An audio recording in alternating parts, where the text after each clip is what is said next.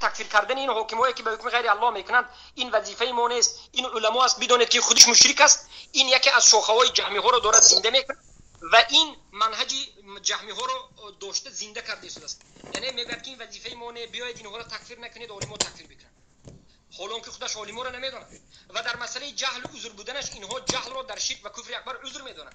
یعنی من عثمان خبیث و نمی خالد خبیثه که دفاع از دشمن خبیث کرد، من نمیدونم دیده و دونسه و جاهلانه اینها جهل رو در شرک اکبر عذر میدونن و میگن که سلیمان الوان جهل رو عذر میداد. ما میگیم که سلیمان الوان در اول عذر میداد و شاگردش ابو سفیان سلمی که بن علی نقل کرد که توبه کرد. چرا شما کنه میگاش جایز نمیگاش شهید میشه در جمله دیگه کدوم اهل سنت ای سلام.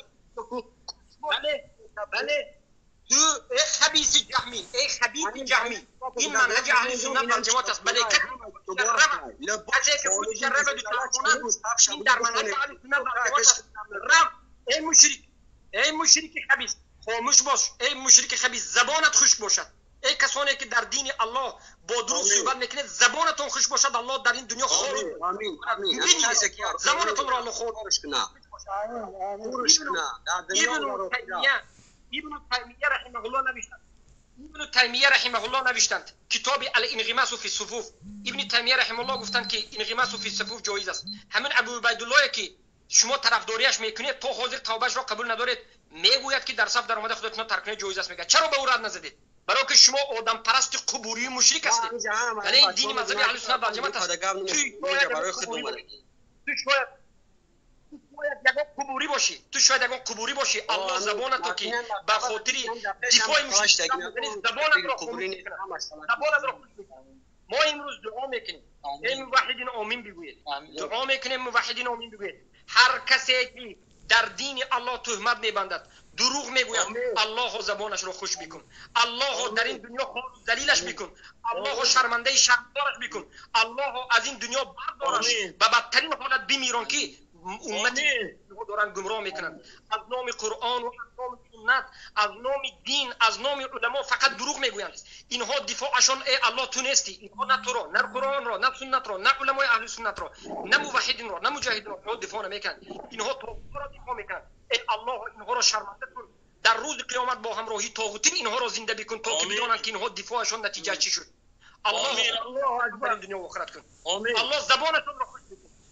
ما تا کی خاموش میستیم بروی شما مشرکین و خبثای جهال؟ الله خارتون بکنه دین الله رو عوض کردید. الله خارتون بکنه طاغوت ها رو به بالای امت آوردید و همه رو به زیر طاغوت ها سجده کنید. الله خارتون بکنه در این دنیا مرد به سلطان بیاید در حالت مشرکین که شما از الله نترسیدید. الله عجایبت قدرتش رو بر بالای شما ثابت بکند. اما در مسئله این که سلیمان علوان و دیگر علما جهل رو عذر نمیگن، ما گفتیم این قول دویمشون است و این خبثا جهل رو در شرک اکبر و کفر اکبر عذر میدونند. و ما میگوییم هر کسی که از همین آدم هایی که امروز به ایمان میدراید و غیر اینها جهل رو، تعویل رو و این چنین خطای قصدنگی که خطا هم دو نمود است، یک نمود قصدنگیش رو و این چنین تقلید کردن رو در شرک و کفر اکبر ظاهر عذر میداند، شک نیست که این مشرک است و مرتد است. اگر چی کسی نباشد، اگر چی عالم باشد، اگر سلیمان علوان توبه نمیکرد، اگر شاگرد سلیمان علوان به ما توبه سلیمان علوان را نقل نمیکرد، با سلیمان علوان ما نه، دیگر علمای ما به سلیمان علوان میگفتند دین ما به خاطر سلیمان علوان دیگر کرده نمیشود، به خاطر یگان شیخ دیگر کرده نمیشود. دین ما این قرآن و سنت منهج سلف صالح است. ما از منهج سلف صالح اثبات کردیم که هر کسی که کافر رو کافر نگد مرتد است و کافر است. ما از سخن متقدمین اثبات کردیم که کافر گفتن حکم هایی که به حکم غیر الله حکم میکند این واجبیت هر یک مسلمان است. خاموش باشه مشرک، این واجبیت هر یک مسلمان است. پس از همین جا است که این خبثا رو میبینیم که اینها گمراه مشرکین است. انا که به شما معلوم شد که اینها خبثای مشرکین هستند، اینها دجال هستند که پیامبر صلی الله علیه و سلم میگن شما پرهیز کنید از همون دجال هایی که در دروازه های جهنم می ایستد. دجال های در آخر زمان می آید، در دروازه های جهنم می ایستد و شما را به سوی جهنم دعوت میکرد. اینها کی هستند؟ اینها به نام همین خبثای آزری ها، اینها به نام همین قبوری ها، اینها دفاع کنندگان حاکم هستند. اینها هستند. با اینها خودش نمیگن که این ممثلی نیستیم. اینها دجال ها